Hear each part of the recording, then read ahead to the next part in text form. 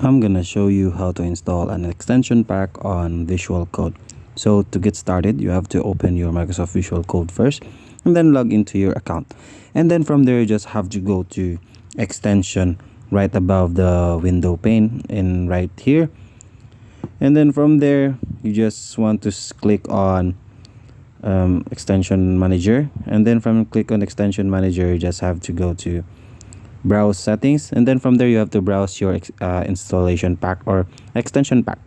And then from there, once you selected any random extension, or you selected a extension pack that you wanted, all you have to do is just click on install. Some extensions may require to reload or relaunch the application, so you just have to relaunch and then install it. And then once you relaunch it and you click on extension manager, it will show that the script or extension is now installed on your Microsoft Visual Code. So that's how to add an extension pack on VS Code.